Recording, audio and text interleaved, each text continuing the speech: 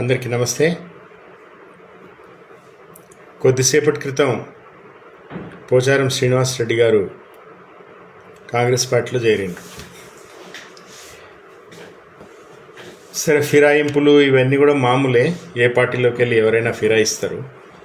అయితే పోచారం శ్రీనివాసరెడ్డిని చేర్చుకుంటూ రేవంత్ రెడ్డి ఏమి అన్నారు అనేది మనం అందరం గమనించాలి. రేవంత్ రెడ్డి గారు ఏమన్నారంటే, పోచారం శ్రీనివాసరెడ్డి గారు సీనియర్ నాయకులు,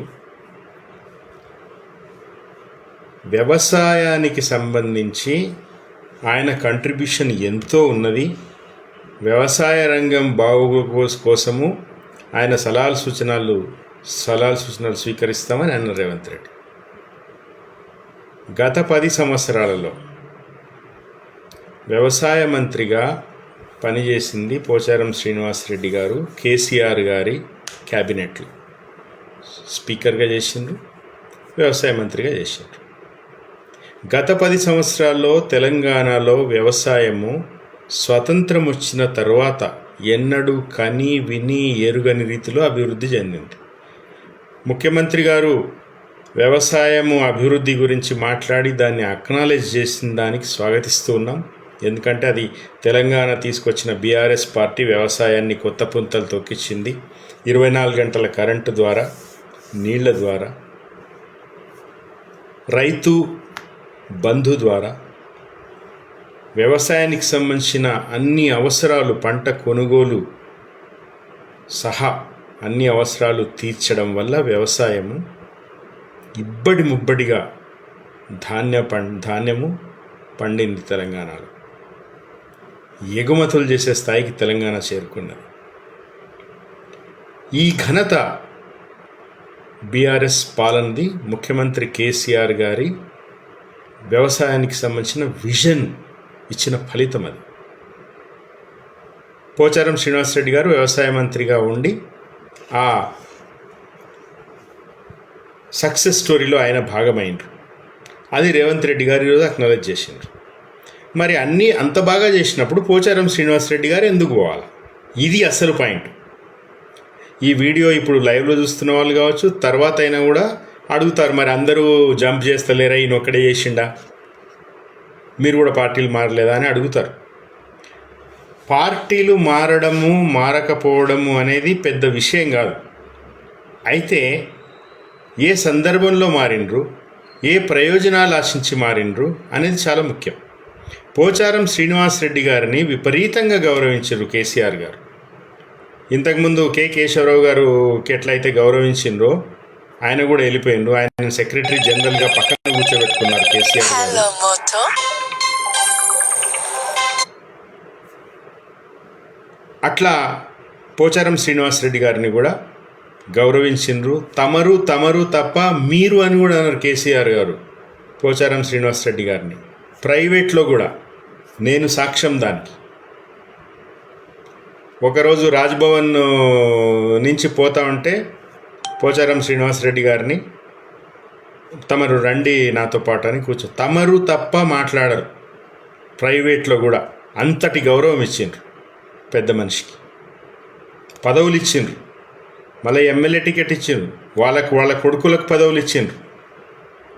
ఇన్ని ఇవ్వగా కూడా ఎందుకు పోయినరు అనేది ఒకటైతే, ఎవరైనా కూడా ఫలానా పార్టీ అభివృద్ధి బాగాలేదు, ఫలానా ప్రభుత్వం అభివృద్ధి బాగాలేకుండా ఇప్పుడు ప్రభుత్వం బాగా చేస్తుంది అని ఏదో కారణాలు, కనీసం సాకులైనా చెప్పిపోతారు. ఇప్పుడు పోచారం శ్రీనివాసరెడ్డి గారు తాను వ్యవసాయ మంత్రిగా ఉన్నప్పుడు చేసిన అభివృద్ధి గొప్పగా ఉన్నదని ఇప్పుడు సీఎం రేవంత్ రెడ్డి గారే చెప్తున్నప్పుడు, అభివృద్ధి లేకపోలేదు, మీ పాలన బాగాలేక నేను పోయినా అని కూడా చెప్పలేరు ఇప్పుడు ఆయన. సో ఇది పచ్చి అవకాశవాదం. దీన్ని అందరూ కూడా తీవ్రంగా ఖండిస్తున్నారు. తెలంగాణ సమాజము ఊరుకోదు.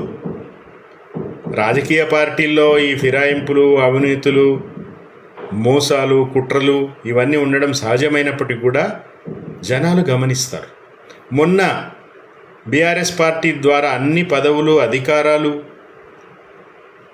అనుభవించి చివరి నిమిషంలో పార్టీని వదిలి వెళ్ళిన వాళ్ళని చితుచితుగా ఓడించారు. పట్నం సునీతా మహేందర్ రెడ్డి కావచ్చు, గడ్డం రంజిత్ రెడ్డి కావచ్చు, దానం నాగేందర్ కావచ్చు, వీళ్ళందరినీ కూడా ఓడించారు. చరిత్ర వీటన్నిటిని కూడా మరవదు. పోచారం శ్రీనివాసరెడ్డి గారు, ఆయన పిల్లలు, ఆయన అనుచరులు, ఆయన సానుభూతి పరులు, మీరందరూ కూడా జాగ్రత్తగా గమనించండి. ఇది నయ వంచన, ఇది కరెక్ట్ కాదు. కేసీఆర్ గారు ఈరోజు తెలంగాణకి ఏం జరుగుతున్నదో చూస్తున్నాం. అక్కడ నరేంద్ర మోడీ ప్రభుత్వము, ఇక్కడ కాంగ్రెస్ ప్రభుత్వము. ఈరోజు సింగరేణిని వేలం వేస్తూ ఉన్నారు. వేలం వేయడానికి వాళ్ళు కంకణం కట్టుకుని ఉన్నారు. ఈరోజు ప్రొఫెసర్ జయశంకర్ గారికి నివాళులు అర్పిస్తూ ఉన్నాం అందరం. ఈరోజు ఈ సమయంలో పోచారం శ్రీనివాసరెడ్డి గారు ఇంత తెలంగాణ సంక్షోభంలో ఉన్నప్పుడు, రేవంత్ రెడ్డి పాలన తెలంగాణ ప్రజలకి నరకం చూపిస్తున్నప్పుడు, కరెంటు కోతలున్నప్పుడు, రైతు బంధు అడితే చెప్పు తీసుకుని కొడతానని రైతులని అనే రోజులు ఉన్నప్పుడు, నిరుద్యోగులు ధర్నాలు చేస్తున్నప్పుడు ఏం బాగుందని రేవంత్ రెడ్డి దగ్గర పోయింది మీరు? మా వయసు అయిపోయింది, ఇప్పటివరకు అనుభవించిన ఇక మా పిల్లలకు టికెట్లు కావాలి. ఇదే కదా తెలంగాణ మేధావులు, బుద్ధిజీవులు, యువకులు అందరూ కూడా ఆలోచించాలి. ఈ రాజకీయ నాయకులందరూ కూడా ఎట్లాంటి ఆలోచనలు ఉన్నారు, రాజకీయ పార్టీలు కూడా ఆలోచించాలి. ఎస్, నేను బీఆర్ఎస్ పార్టీకి కూడా చెప్తా ఉన్నా, ఎట్లాంటి వాళ్ళకి అవకాశాలు ఇస్తున్నాం అనేది కూడా మనం ఆలోచించుకోవాలి. సరే, ఆ రోజు బాగానే ఉండవచ్చు, మరి తర్వాత ఇట్లా అందరూ ద్రోహం చేసి పోతూ ఉంటే అసలు తెలంగాణకు సంబంధించి కేసీఆర్ గారిని మించిన విజను తెలంగాణకి భవిష్యత్ తరాలు కూడా అట్లా ఇచ్చేటోరు ఎవరు లేరు, రారు అని అందరూ ఒప్పుకుంటారు. మరి ఎందుకు ఈ అవకాశవాదం? అందరూ గమనించాలి, జాగ్రత్తగా గమనించాలి. బీఆర్ఎస్ పార్టీకి ఈరోజు అందరూ కూడా మద్దతుగా నిలబడాలి. ఈ కష్టకాలంలో ఎవరైతే పార్టీతో ఉన్నారో వాళ్ళని పార్టీ పెద్దలు కూడా వాళ్ళని గౌరవించాలి, గుర్తించాలి, అవకాశం ఇవ్వాలి. తెలంగాణ ప్రగతి పథంలో వాళ్ళకు పాలు పంచుకునే అవకాశం ఇవ్వాలి అని ఒకవైపు పార్టీ అధిష్టానాన్ని కోరుతూ, ఈరోజు ఎవరు పార్టీలోకి పోయినా, ఎవరు ఫిరాయించినా కూడా నిందలన్నీ కేసీఆర్ గారి వైపే వేయడం కూడా కరెక్ట్ కాదు. నాయకులు, కార్యకర్తలు, అనుచరులు అందరూ కూడా ఆలోచించాలి. తెలంగాణకి ఎవరు మంచి చేస్తున్నారు, ఎవరు మంచి చేసిండ్రు, ఎవరు మంచి చేయగలరు భవిష్యత్తులో, ఇప్పుడేం జరుగుతున్నది, జర కళ్ళు తెరిచి చూసి ఆలోచించాలి. ఇలాంటి వాళ్ళందరికీ కూడా బుద్ధి చెప్పాలి. పోతుండొచ్చు, ఇంకా పోతుండొచ్చు. ఇప్పుడు 39 మంది ఎమ్మెల్యేలు గెలిచినాం, ఒక ఎమ్మెల్యే చనిపోయారు ప్రమాదవశాత్తు, 38 అయింది. మొన్న మళ్ళీ కాంగ్రెస్ పార్టీ గెలిచింది కంటోన్మెంట్లో. 38లో పోచారం శ్రీనివాసరెడ్డి పోయిండు, 37. ఇంకా తీసుకుపోతుండొచ్చు. పోయేటోళ్ళు ఉంటారు. పోయేటోళ్ళు పోగా పార్టీని బలంగా నిలబెట్టుకోవాల్సిన అవసరం అధిష్టానానికి ఎంతుందో పార్టీ జిల్లా, మండల, గ్రామస్థాయి నాయకులకు కూడా అంతే ఉన్నది, ఖచ్చితంగా ఉన్నది. ఈరోజు పార్టీని మన కోసం నిలబెట్టుకోవాలి. ఊళ్ళలో అందరికీ తెలుసు, మీరు అందరూ అనుభవిస్తున్నారు. ఊళ్ళలో ఎన్ని కష్టాలు ఉన్నాయి, వ్యవసాయం ఎంత సంక్షోభంలో ఉంది, ఎన్ని సమస్యలు వస్తూ ఉన్నాయి. కాబట్టి ఈ పార్టీని రక్షించుకోవాలి. ఈ పార్టీ మనది. బీఆర్ఎస్ లేకపోతే తెలంగాణ మనుగడనే ఈరోజు ఏదో పచ్చ మీడియా సంకలు గుద్దుకుంటా ఉన్నది. ఆల్రెడీ ఆంధ్రజ్యోతి రాధాకృష్ణ రాసిండు, ఇంకా ఆ నలుగురే మిగులుతారా బీఆర్ఎస్లో అని. ఆయనకు మహా ఆతృతగా ఉన్నది. నీకేం పనయ్యా, నువ్వు మీడియా నడుపుకో, నీకేం పాలిటిక్స్ బొంగులోది. వచ్చి నీ ఏబిఎన్ బిల్డింగ్ మీద రాళ్ళేసే రోజులు వస్తాయి ఏమనుకుంటున్నావు? తమాషాలు చేస్తున్నారు. తోకలు కత్తిరించి పడేస్తాం నకరాలు చేస్తే. మీరంతా తెలంగాణ ద్రోహులు, తెలంగాణ అంటే విషయం పెట్టుకున్నోళ్ళు. ఈరోజు మీకు ఎంతసేపు తెలంగాణ మీద పడి ఏడ్చుడు తప్ప ఇంకోటి లేని మీడియాని హెచ్చరిస్తూ ఉన్నాం. మేము కాపాడుకుంటాం తెలంగాణ. ఇంకా పోని, ఇంకా ఎమ్మెల్యేలు పోని, ఏం కాదు. పోతే పోని సతుల్ రాజ్యాలు అంటాడు కదా, అట్లా ఒక లక్ష్యానికి కట్టుబడి ఉన్నాం. ఇవన్నీ వస్తుంటాయి, పోతుంటాయి. కానీ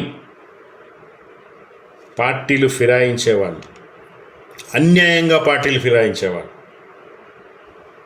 పార్టీ కష్టకాలంలో ఉన్నప్పుడు పార్టీని వదిలి వెళ్తున్నాడు. పార్టీ కష్టకాలం కంటే ఇంకా ఎక్కువ మనం ఆలోచించాల్సింది తెలంగాణ కష్టకాలంలో ఉన్నప్పుడు.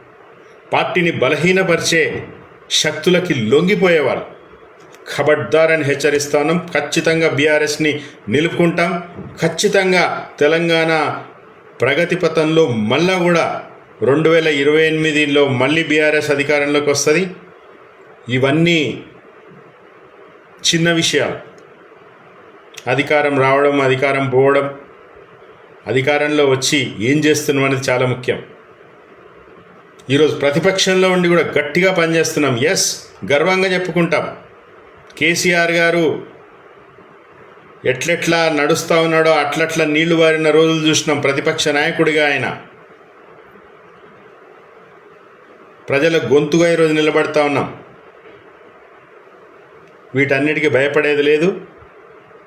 తెలంగాణ మీద ప్రేమ ఉండే నాయకులు, వారు బీఆర్ఎస్ ఎమ్మెల్యేలు కావచ్చు, ఎమ్మెల్సీలు కావచ్చు, మాజీ మంత్రులు కావచ్చు, ఎవరైనా కావచ్చు, తెలంగాణ మీద నిజంగా మీకు ప్రేమ ఉంటే ఓర్చుకోండి కష్టాలు.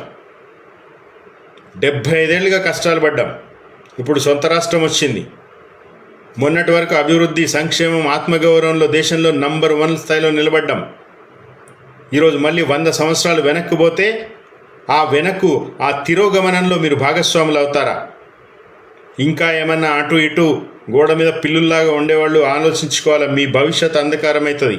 పార్టీకి ఏం కాదు, ఎవ్వరేం చేయలేరు పార్టీని. మీరు నష్టపోకండి. తెలంగాణ నష్టంలో మీరు భాగస్వామి కాకండి. ఇది విన్నపము, రిక్వెస్టు, హెచ్చరిక, అల్టిమేటం. జై తెలంగాణ.